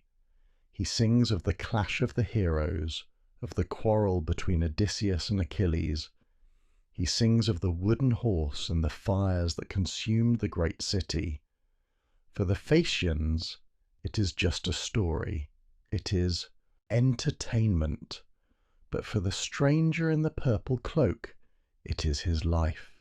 It is his pain. Odysseus pulls his mantle up over his head. He hides his face. His shoulders shake. The tears flow again, hot and burning. He hears the names of his dead friends spoken in the song. He sees the fire. He smells the blood. The beauty of the music unlocks the vault of his grief. Every note of the lyre is a knife that cuts open a scar. He weeps for the time lost. He weeps for the brutality of glory. Alcinous sees this. He is a wise king. He sees the stranger's sorrow, and he understands. The time for games is over. The time for stories is done. It is time for the return. And so we come to the final miracle. The ship. Walk down to the harbour one last time. The Phaeacian ship awaits. It is not like other ships. It has no steersman. It has no rudder.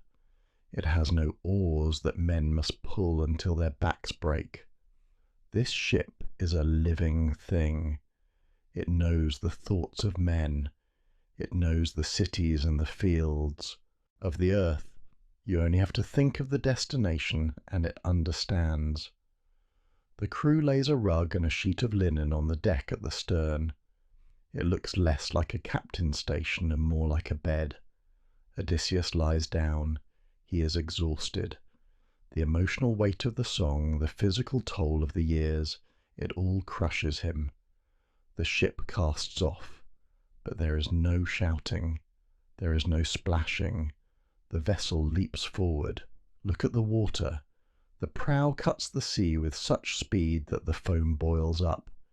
But the ship remains perfectly steady. It moves faster than a falcon, the fastest of all birds.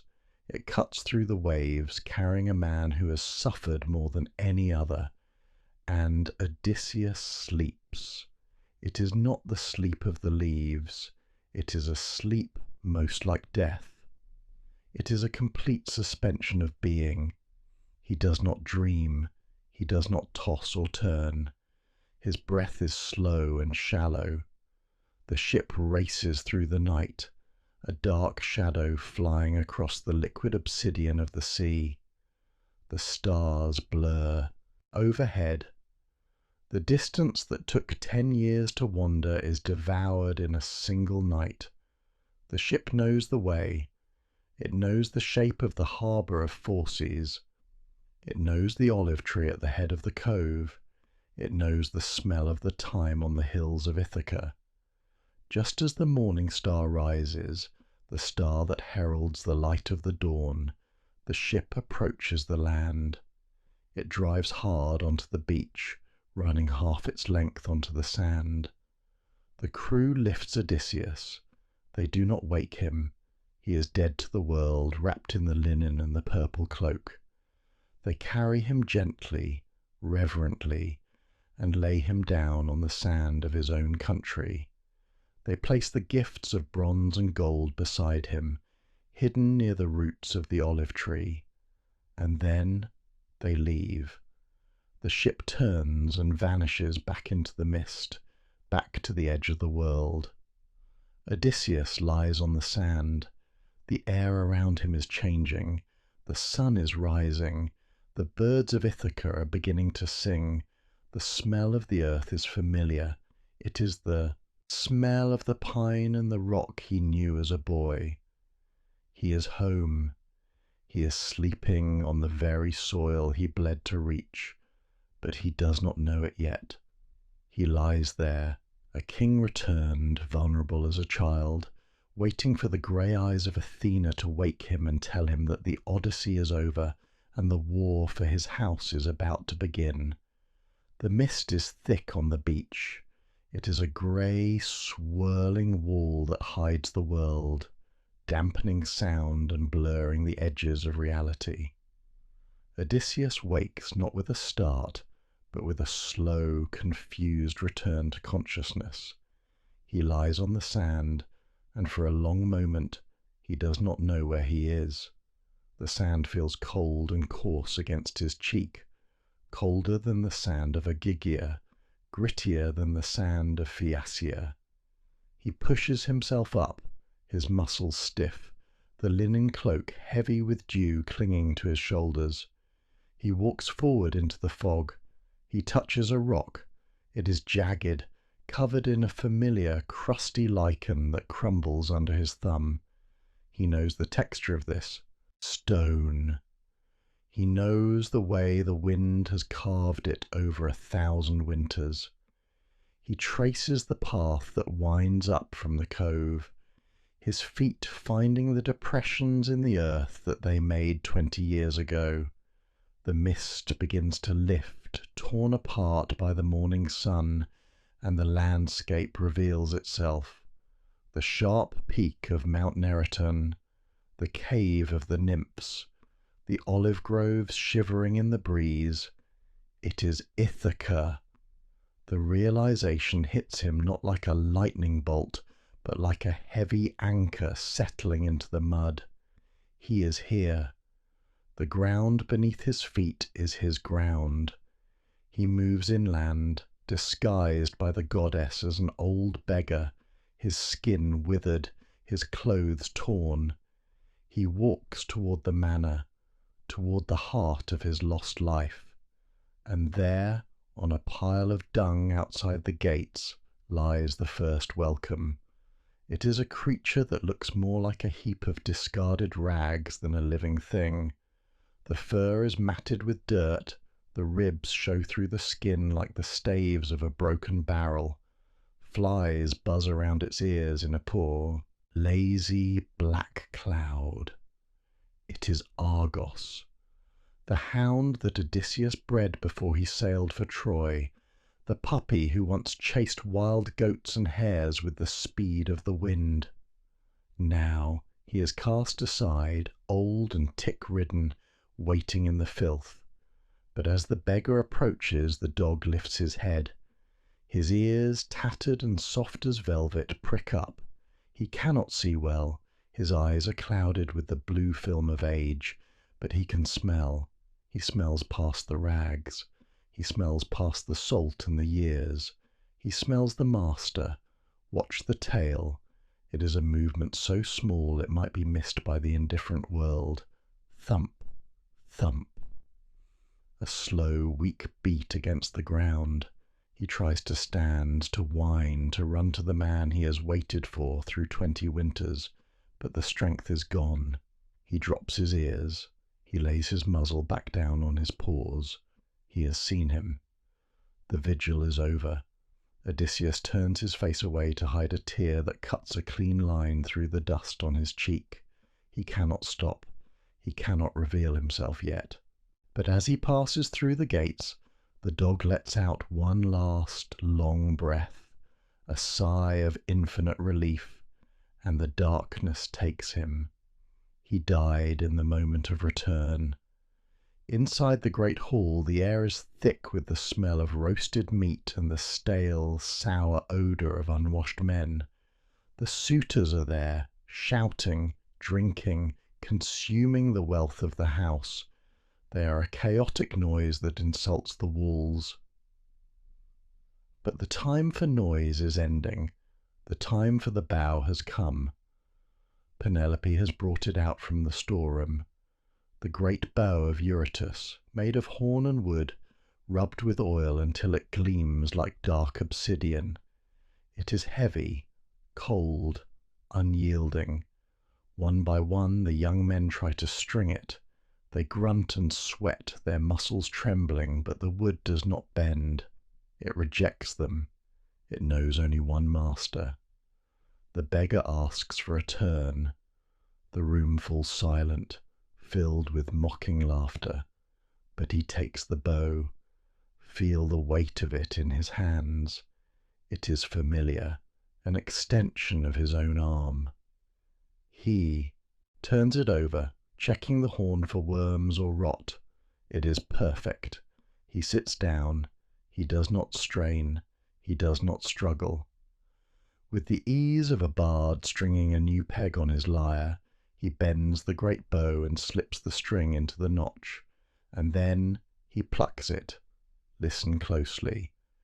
This is the sound that changes everything. It is not a twang. It is a note. Homer tells us it sings like a swallow.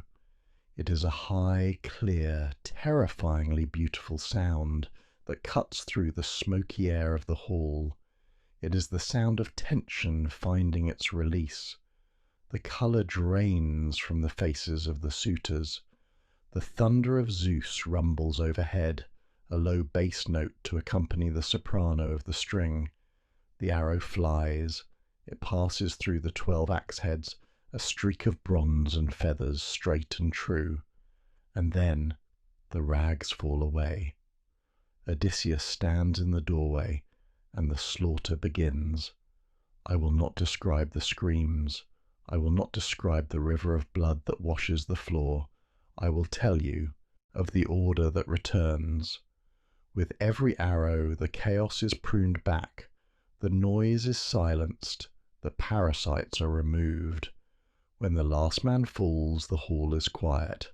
It is a heavy, stunned silence. The air smells of copper and fear. Odysseus orders the doors opened.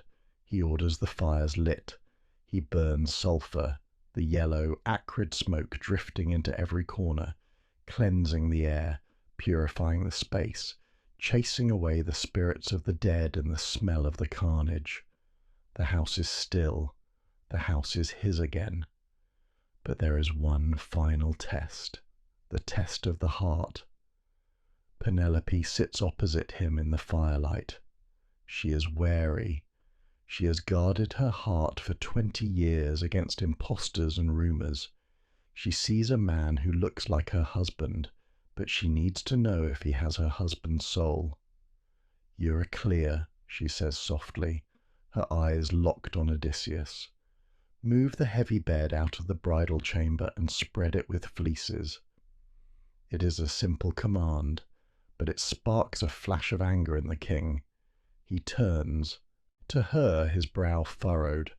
Woman, he says, his voice rough with disbelief, who has moved my bed? It would be hard even for a god to do so, for there is a secret in that bed. He begins to speak of the olive tree. Close your eyes and picture it. Inside the courtyard long ago, there grew a long-leafed olive tree, thick and strong like a pillar. Odysseus did not cut it down. He built the room around it. He laid the stones of the walls. He roofed it over. And then he took his adze and he shaped the trunk of the living tree. He smoothed the wood, polished it with ivory and silver and gold. He stretched the ox-hide thongs across it. The bed is not furniture. It is a root. It is anchored into the earth itself, deep into the soil of Ithaca. It cannot be moved because it is part of the island. It is part of the foundation of the world. Just as their marriage is not a thing that can be shifted or traded, it is grown from the ground up.